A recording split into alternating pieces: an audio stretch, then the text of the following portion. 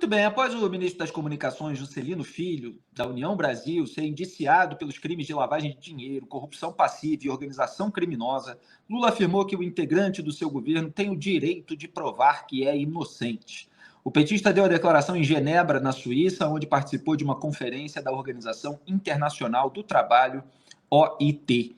Aliás, ele deu várias outras declarações sobre diversos assuntos que a gente vai comentar aqui no programa. Aliás, de novo, o título dessa transmissão ao vivo ficou As Asneiras de Lula. Então vocês imaginam o que ele soltou por lá. Vamos acompanhar o que o Lula disse sobre o caso do Juscelino. Pode soltar. Eu estava fora. Quando o horário do Brasil tiver condições de falar, eu acho que o fato do cara estar indiciado não significa que o cara cometeu erro. Significa que alguém está acusando e a acusação foi aceita. Agora é preciso que as pessoas provem, sabe, que são inocentes. E ele tem o direito de provar que ele é inocente. Eu não conversei com ele ainda, vou conversar hoje e vou tomar uma decisão sobre esse assunto. Muito bem. Vamos deixar uma coisa clara em primeiro lugar. O Juscelino não foi acusado pela Polícia Federal de ter cometido um erro. Foi o que o Lula disse, um erro. Não. Ele foi acusado de ter cometido um crime. Na verdade, 3. Corrupção passiva, organização criminosa e fraude em licitações. É disso que se trata. Então, assim, erro é quando a gente fica indignado com uma fala dessa, balança o braço e derruba um copo e espatifa no chão. Isso é erro. Quando o sujeito torra milhões de reais de dinheiro público em emendas parlamentares que são simplesmente uma designação técnica para dinheiro do povo, numa estrada que dá na fazenda da própria família dele, lá em Vitorino Freire, no Maranhão, o sujeito não cometeu um simples erro. Ele, de acordo com a Polícia Federal, cometeu um crime. E ele nem sequer consegue negar o uso dessa verba para pavimentação daquela estrada. Ele faz uma sopa de letrinhas lá, daquele lero-lero que político, quando é pego com a boca na botija, solta. Vazamentos seletivos, fatos antigos, etc., como a gente mostrou ontem aqui no programa. Por quê? Porque o fato já estava devidamente noticiado e detalhado pela própria imprensa. A Polícia Federal está ali fazendo a sua parte formal de enquadrar aquilo num tipo penal, em 3, e dar andamento ao processo. Dito isso, é preciso fazer uma distinção bastante óbvia, que o Lula não faz, porque ele tem toda essa malícia aí para manipular a opinião pública. Uma coisa é o direito que ele tem de provar que é inocente, para usar a expressão que o Lula usou, perante a justiça.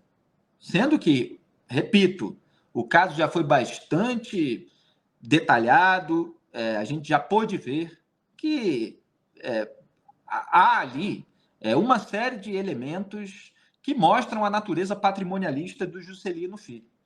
Então, assim, uma coisa é a defesa dele perante a justiça, inclusive para não ter uma pena tão alta, se for o caso. Que a justiça pode decidir pela culpa, mas a defesa, de qualquer modo, ela defende para que o sujeito, se não ficar livre, se não ficar absolvido ou impune, que ele pelo menos tenha uma pena curta. Uma coisa, então, é a defesa perante a justiça. Outra coisa é a administração pública se tornar púlpito de defesa. Como se o sujeito tivesse o direito de provar que é inocente perante a justiça no exercício de uma boquinha ministerial. Quer dizer, você tem o rebaixamento da administração pública a esse patamar de púlpito de defesa. Então, uma coisa, a outra é outra. A administração pública exige lisura, exige atenção, exige foco, inclusive, no planejamento, na execução de políticas públicas. O sujeito que está lá todo enrolado com a justiça não pode ser ministro. E isso deveria ser algo implementado por diversos presidentes, mas você tem populistas à esquerda, à direita, etc., que sempre dão um jeito de enrolar. A gente não está lidando aqui com corte de vídeo sobre piadinha de prisão de festa junina que gerou uma denúncia. Não, a gente está lidando com uma investigação antiga, jornalística e policial, que esmiuçou todos os detalhes e que mostram lá o uso dos milhões de reais para estrada, para a fazenda dele, pavimentação, asfaltamento, essas coisas, na cidade comandada pela irmã dele, que, como o antagonista mostrou, também está enrolada com a justiça. E numa investigação que engloba um empresário da Counter Service, uma empresa que, junto com ele, estaria provocando desvios na Codevasf, a chamada estatal do Centrão. Então, tem uma série de elementos negativos suficientes para que o presidente, pela cautela, pela prudência que a administração pública exige, afastasse esse ministro. Mas não é aquilo que o Lula faz, porque o Lula não faz aquilo que é o moralmente certo antes de avaliar os seus interesses. Então, essa é uma outra questão para a gente colocar em seguida. Mas a gente tem também uma segunda fala do Lula a respeito desse episódio. Ele disse que o Juscelino, que só Juscelino sabe a verdade, que se o ministro não cometeu um erro, ele repete o eufemismo, deve brigar pela sua inocência. Eu vou também comentar isso. Pode soltar. O ministro Juscelino teve já uma conversa com ele? Não tive. Eu fiquei sabendo ontem. Obviamente que eu também não tenho essa pressa sabe? Quando eu votar, depois do G7, eu vou sentar e vou descobrir o que aconteceu de verdade. Se ele, e uma conversa franca com ele, porque eu digo para todo mundo, só você sabe a verdade. Se você cometeu um erro, reconheça que cometeu. Se não cometeu, brigue pela sua inocência. Esse é o lema, sabe, que eu tenho dito para todos os ministros. Só ele sabe a verdade, ninguém mais. Não é bem assim, porque a gente já conhece o Lula há muito tempo e sabe que ele defende que se brigue, mesmo quando se sabe que cometeu o erro. Isso, inclusive, ele disse na TV, em fevereiro de 2023, quando estava se referindo ao caso do José Dirceu. Que ele falou, ninguém tem que ficar pagando pelo resto da vida, etc. E eu comentei na ocasião, não é pelo ficar pagando pelo resto da vida, é que o Dirceu ficou impune, ele não pagou. No caso do Mensalão, ele foi condenado, chegou a ser preso, mas aí foi solto por indulto de Natal de Dilma Rousseff. E no caso do Petrolão, foi solto 2 vezes pela segunda turma do STF. E em vários processos foi aliviado. Ainda resta aí condenação sobre o Dirceu. Mas ele estava tratando como alguém que tem que brigar. Olha a declaração que ele deu. O Dirceu não tem que andar escondido, tem que colocar a cara para fora e brigar. Você tem que brigar para construir uma outra narrativa na sociedade brasileira. Então, essa é a postura, é a filosofia, entre aspas, do Lula para esses casos. É o que ele usou no próprio caso, quando foi acusado de receber propina sob forma e reforma de imóveis, no caso do triplex do Guarujá e do sítio de Atibaia. Ele ficou aí brigando e briga até hoje para tentar controlar essa narrativa, para impor a sua versão dos fatos. E a sociedade brasileira, em boa parte, sabe que decisão judicial não apaga os fatos acontecidos. Então, muita gente lembra como as coisas aconteceram. Graeb, o que chamou sua atenção nessas declarações e sobre o Juscelino? Felipe, o Lula mostra aí que não sabe, ou que finge que não sabe, né? Existe uma diferença, como você bem observou, entre justiça e política. Para ele, tudo é política. Quando ele diz que só você, Juscelino, sabe a verdade, o que ele está querendo dizer? Que a investigação policial, que o processo judicial não são capazes ou não têm, vamos dizer assim, competência para estabelecer o que é fato socialmente. Mesmo que o eventual criminoso negue? Mesmo que o eventual criminoso negue, quantos milhões, milhares de casos, enfim, não levam à condenação com o culpado, né, o condenado, dizendo de pé justo, não fiz, negando até o final, mas foi pego com a arma na mão, né, foi gravado no vídeo, atirando na pessoa, estão lá. Ou seja, não dá para estabelecer, nesses termos que o Lula faz, essa distinção. Existe, sim, uma verdade objetiva que pode ser obtida por meio da investigação. da polícia, do MP, do processo legal. É para isso que existe processo legal. O cara que atirou, puxou o gatilho e matou 10 pessoas, pode até dizer, não fiz assassinato. Minha verdade é essa, eu não fiz. Mas isso não serve. Não pode servir socialmente. O que tem que servir socialmente é a verdade objetiva, e é muito melhor aquela verdade objetiva estabelecida segundo um processo judicial. Certo? Então, é um absurdo esse negócio do Lula e mostra essa perigosíssima mania que ele tem de desvalorizar a justiça, de relativizar a importância da justiça no país. Porque ele acha que tudo é política. Né? Exatamente. Bom, em relação ao Juscelino, é óbvio lulante, como diria o Nelson Rodrigues, que ele tem todo o direito de correr atrás, de demonstrar que é inocente. Faça isso, Juscelino, num processo. Mas precisa esperar a condenação definitiva para fazer um julgamento político da pessoa? Não precisa. Não precisa. Aí é uma escolha. Aí é uma escolha política. É a escolha política entre você dizer: eu não acho bom que pessoas acusadas de corrupção participem do meu governo. Eu não acho bom que o ministro divida a sua atenção entre a defesa num processo difícil e o trabalho difícil de comandar o ministério. Portanto, sem prejulgar, sem dizer que ele é culpado diante dos olhos da justiça brasileira, eu falo, diante dos olhos do meu governo e pensando no que é melhor para as políticas públicas, para a população, acho melhor que essa pessoa se afaste. Isso não significa um pré-julgamento judicial. Claro. Significa uma escolha política. Eu não acho bom ter gente alvo de processo por corrupção dentro do governo. O Lula não está fazendo essa escolha. Ele está falando tudo jóia. Fica aí, Juscelino. Por quê? A gente sabe por quê. Porque ele não quer comprar briga com a União Brasil, Exato. que é o partido do Juscelino.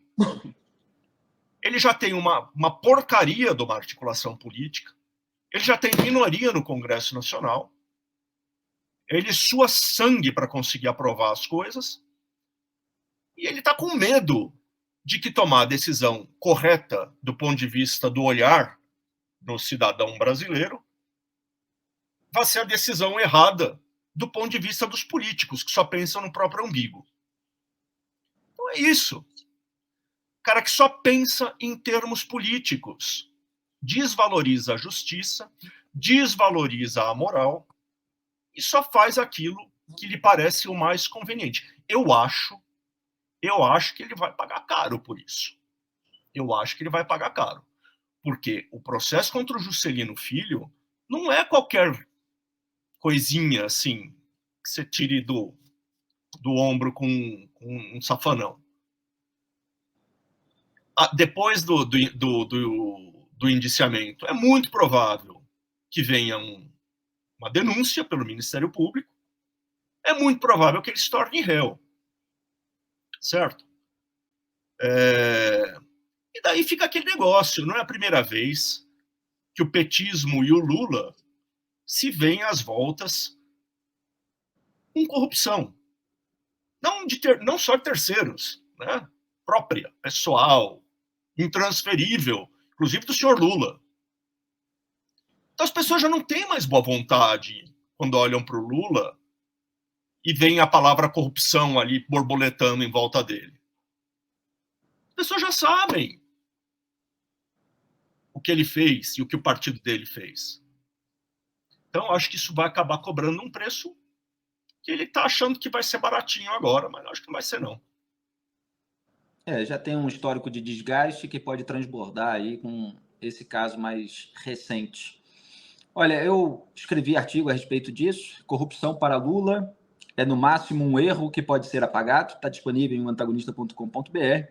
E ali eu lembrei que o indiciamento eventualmente muda a postura de ministros do STF sobre determinados casos. O Dias Toffoli, em 2016, ele tinha uma posição sobre a prisão após condenação em segunda instância e depois teve outra. Quer dizer, em fevereiro, ele declarou ao jornal mineiro O Tempo que era a favor da prisão após condenação em segunda instância, que não via necessidade da espera dos recursos aos tribunais superiores, STJ e STF. E aí, em agosto, a Polícia Federal indiciou o Lula, no caso do triplex, corrupção, lavagem de dinheiro e falsidade ideológica, né, um item que caiu depois. Ele acabou condenado por corrupção e lavagem de dinheiro, antes de toda a varredura do STF para debaixo do tapete. E em outubro, 2 meses depois do indiciamento, o Toffoli votou contra a prisão em segunda instância, que meses antes ele dizia defender. O que aconteceu entre a entrevista e o voto foi justamente o indiciamento do Lula. Só que naquele momento, 2016, a prisão em segunda instância acabou sendo aprovada. O Toffoli foi voto vencido. Por quê? Porque o Gilmar Mendes votou a favor. E por que o Gilmar votou a favor? Porque a Lava Jato ainda não tinha atingido o PSDB, ainda não tinha atingido os tucanos. Quando atingiu, em maio de 2017, o então senador Aécio Neves, o Gilmar começou a dizer, e eu apontei, está registrado no então Twitter, que poderia mudar a sua posição sobre essa medida. E aí a Lava Jato não só atingiu o Aécio, como outros tucanos, teve operações contra o Aécio em maio de 2017 e depois em 2018 e 2019. Uma delas, em outubro de 2017, na verdade não uma operação, mas um relatório que foi divulgado, mostrou 43 chamadas entre o Aécio e o Gilmar, inclusive uma no dia em que o Gilmar suspendeu um depoimento do Aécio. É o mesmo Gilmar que acusa aí a Lava Jato de conluio, etc. Pois aqui a gente não esquece a história, independentemente de decisões judiciais de tribunais eminentemente políticos. Aliás, no caso da prisão em segunda instância, o próprio Gilmar, recentemente, confessou que fez uma leitura política da situação naquele momento. Então, o Gilmar, em 2019, acabou mudando a sua posição. O tema foi rediscutido no plenário por pressão de ministros como ele.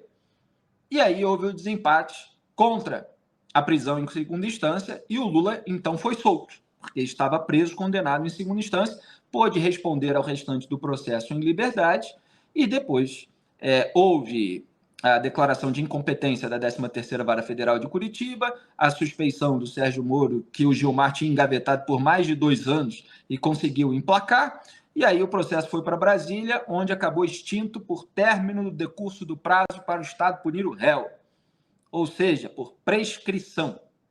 Vamos lembrar aqui a história como aconteceu. Por isso tudo que eu estou resumindo aqui com alguns elementos de destaque, é que o Lula trata, como o Garaeb bem falou, tudo como política, inclusive a justiça, porque a justiça foi absolutamente politizada, demonstrou a sua politização no próprio caso dele.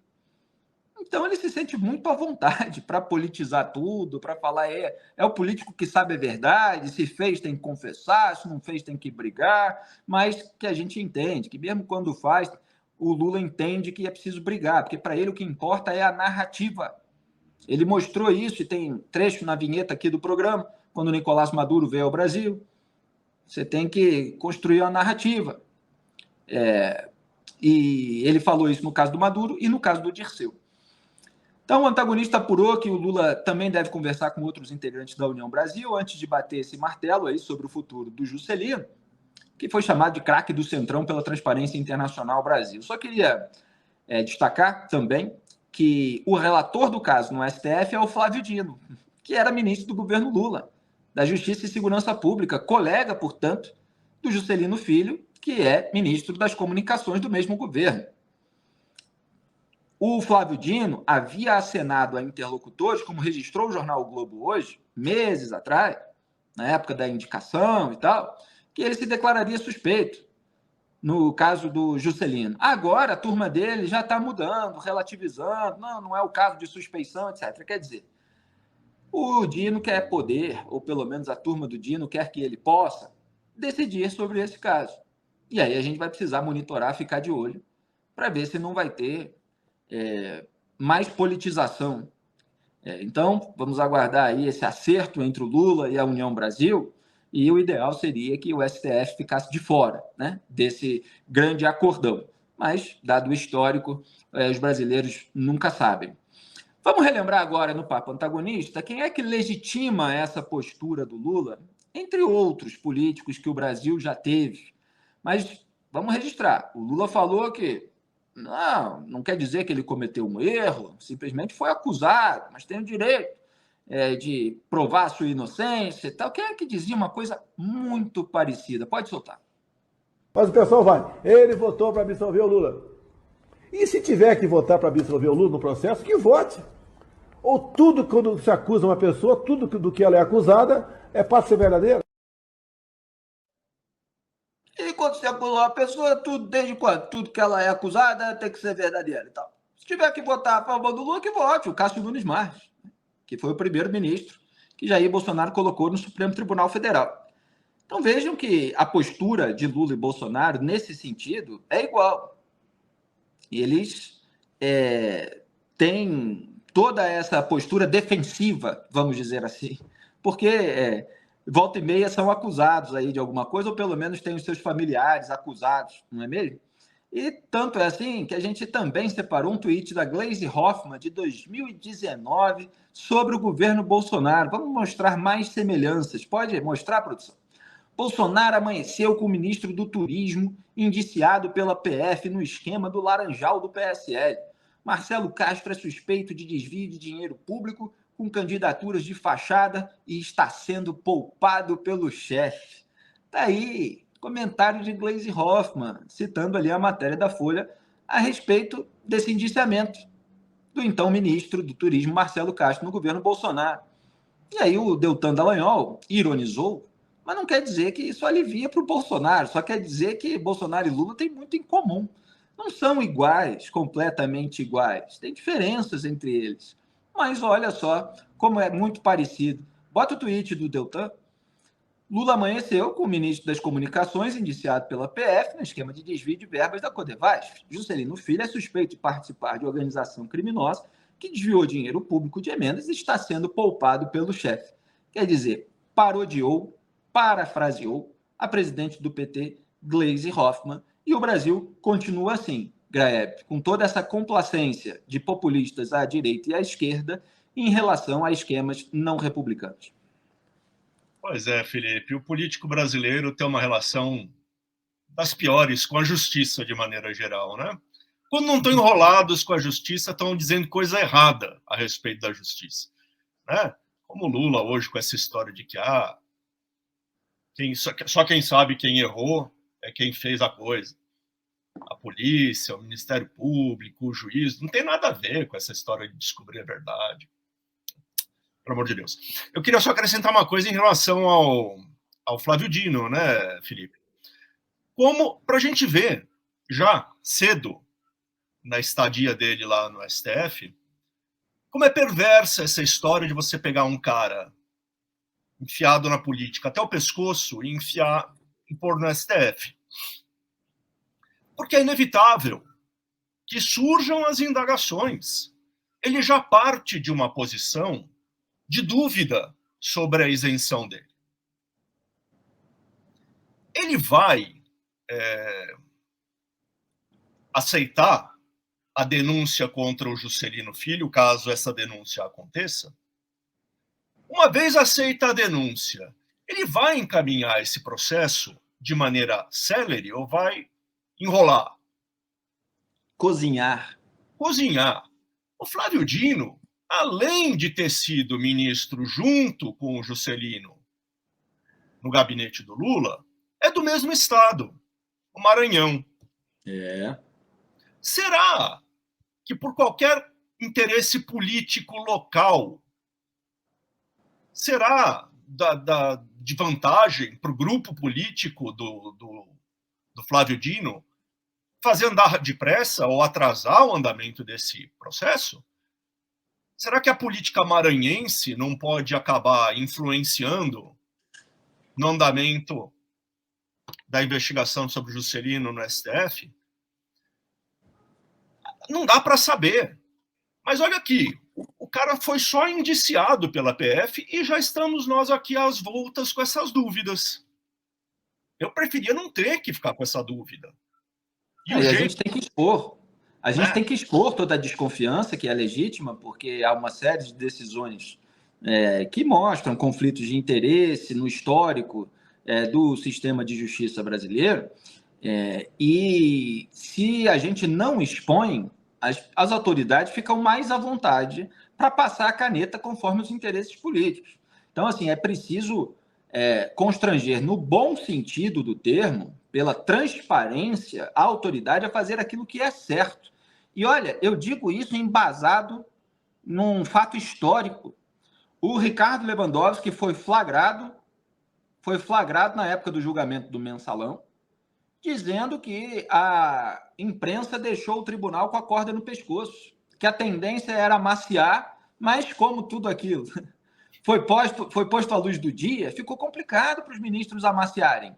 E eles acabaram tendo que aceitar ali a denúncia contra o José Dirceu, abrindo a ação penal. Depois aliviaram em diversos itens, mas naquele momento tiveram de aceitar. Então, aquela história, ela é ilustrativa disso, que a gente pratica, que é a imprensa trazer os fatos à luz, mostrar as ligações políticas, as conexões entre as autoridades julgadoras e os potenciais réus, e tentar, pela transparência, pela informação, pelo jornalismo de qualidade, constranger as autoridades a fazer aquilo que é certo, a decidir e votar tecnicamente com base nas provas, com base na jurisprudência, com base naquilo que é moralmente certo.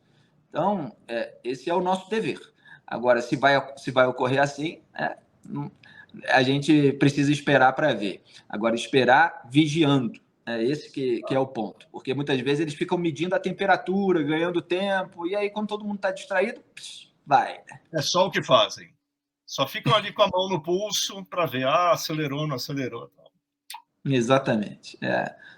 Augusto Aras, né, o rei da apuração preliminar para ver se há elementos para investigar depois. Aí todo mundo se distrai, não há não. Já liguei ali, o pessoal falou, né, que não tinha, não fiz isso, não. Então tá bom, desculpe incomodar. Bom, opa, desculpa, né, nossa vinheta.